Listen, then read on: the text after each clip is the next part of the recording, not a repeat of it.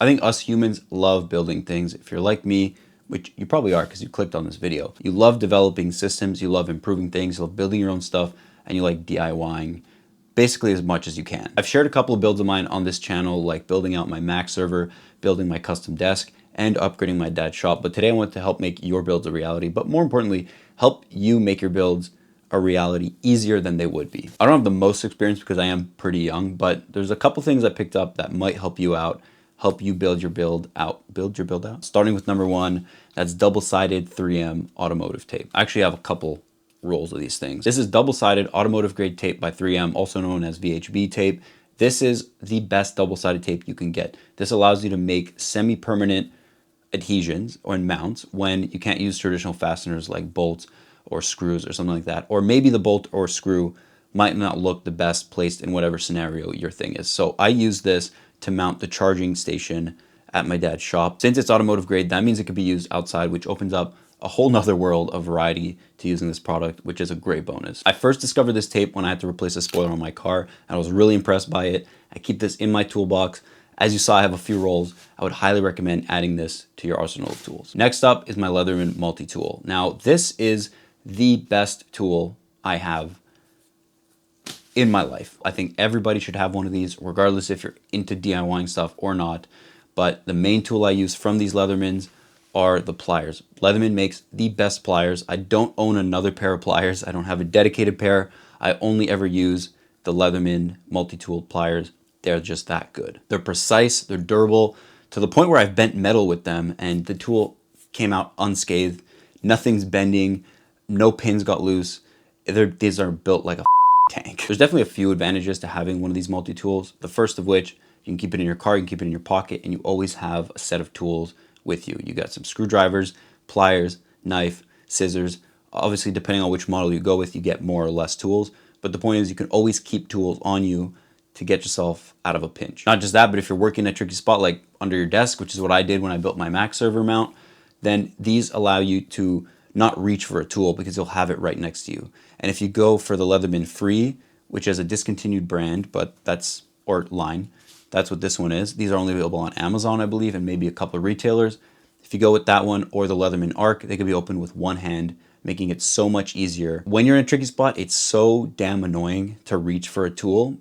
And the more frustrations you get, the more impatient you get, and the longer the job takes. I'm fortunate enough to have multiple Leatherman multi-tools because it is an addiction. The older you get, the more tools you want to buy.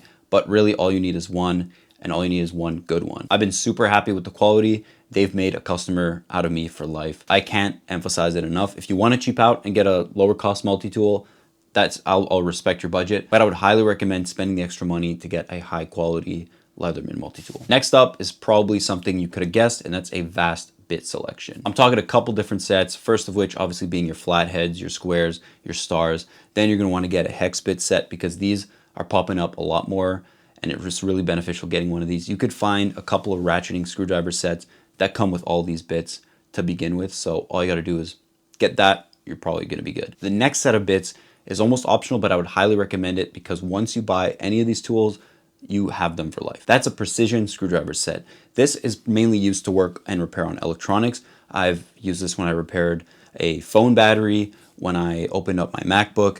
Apple used pentalobe screws. This is not a bit that you can find in a mechanic set. This is a special bit that you need that is very small that you need for my precision screwdriver set. You'll get a variety of specialty bits that they use in electronics that are very precise, along with smaller Phillips, smaller flatheads, any tool you need to repair your electronics. If you're like me and you'll occasionally repair stuff or open up your laptop, give it a good cleaning, it'll be worth getting and investing into one of these sets. As a bonus, I'd also like to recommend you look into getting a socket set. I got mine off Canadian Tire.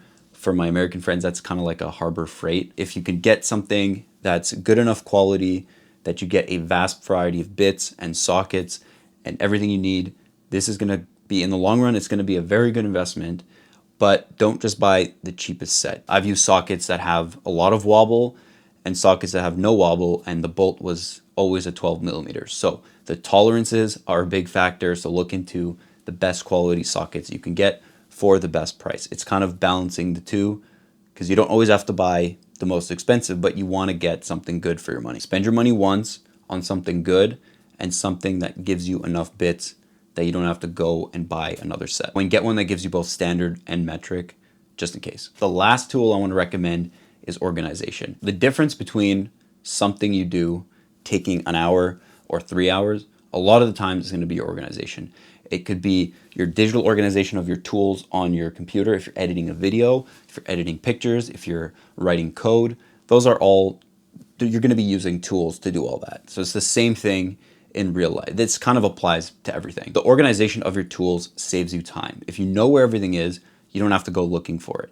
If you keep everything where it is, keep everything organized, it'll allow you to keep getting your work done, your project built a lot quicker and reducing the frustration. Remember, we're going back to this. Frustration equals impatience, which equals time wasted, basically. What I like to do if some tools are missing or misplaced, which it happens, it's just the way she goes. What I like to do is take those tools and find them.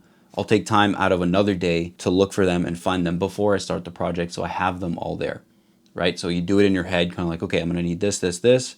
Let's go get all these things set up and ready to go so that it's almost like the flick of a switch and we're off and we can just do it. We don't have to like start looking for a bunch of other things because we took the time earlier in the week to get all that stuff ready. So that basically wraps up the video. Let me know in the comments below if you have any other tips or suggestions or tools that both me and people watching can add to their arsenal. Anyways, like I said, I don't have the most experience. There's probably a lot of older people that would have great insight to share. So please let me know if that's one of you guys. And thanks for watching. I'll catch you guys in the next video.